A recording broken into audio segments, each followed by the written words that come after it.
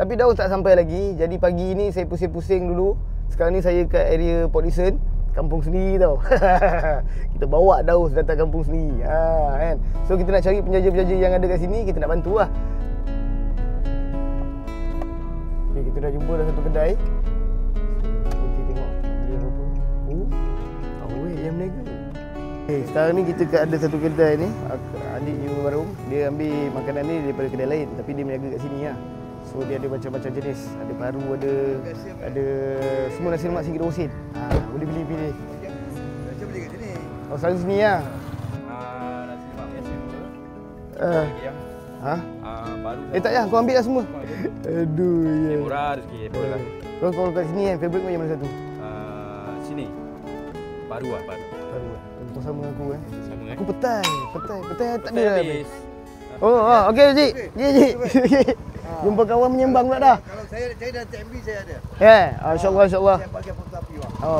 Potong Pik. Jangan potong rumah saya. Kita try paru dulu. Dia portion ni sikit je. Portion dia ngam-ngam lah. Tapi puas hati lah. Kalau tengok kat nasi lemak dia ni, okey, paru. Nampak paru dia kat atas.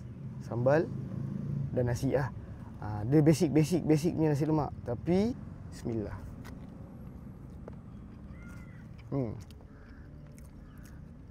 Kebetulan belum sarapan. Kena nasi lemak. Memang jadi. Paru dia nampak. Sambal dia okey. Tak berapa pedas sangat. Orang kata kalau kena dengan paru ni memang ngam lah. So saya habiskan dulu nasi lemak ni lah. Lepas ni kita jumpa adik tu balik. Memang baik lah nasi lemak dia. Tapi korang kena cepat. Dia ada paru, dia ada ayam, dia ada mi dengan mihun dan juga petai. Petai habis stok lah. So kita makan yang ni dulu lah. Paru pun jadi. Bismillah. Rugi lah Daus tak tahan. Hari-hari meniaga kat sini ke apa? Tak, kita setiap hari tapi stage. So lepas ni sama belajar balik lah.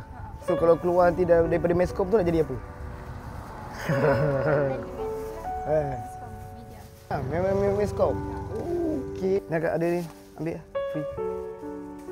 Bonus. Ambil je. Sama. Nak lagi ke? Ada lagi ni? Okey. Sama.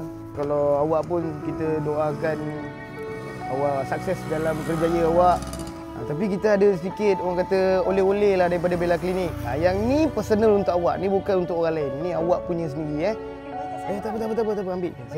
Saya letak sini. Nanti awak ambil kan. Awak punya tau, bukan orang lain. Best bila kita tengok kan apa adik-adik kita yang baru habis belajar ni, ataupun tengah sama belajar ni, tengah usaha mencari rezeki sendiri, tak mengharapkan bapak lagi kan. Kita doakan yang terbaik untuk adik kita ni. Semoga dipermudahkan urusan. Dan saya nak ucapkan ribuan terima kasih kepada anda semua yang telah menyokong Bella Clinic. Kita jumpa lagi di next episode. Dek, nak nasi lemak? Mai. Ambil nasi lemak free. Nak? Kawan nak? Ui, diet ke? Okey. Sama.